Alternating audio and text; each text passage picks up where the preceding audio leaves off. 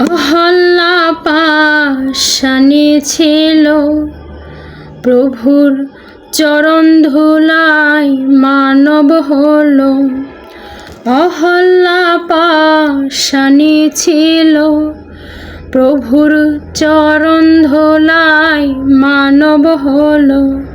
ফকির লালন পথে পড়ে রইল, ফকির লালন পথে পড়ে রইল। যা করেন সাই দয়াময়, যা করেন সাই দয়াময়।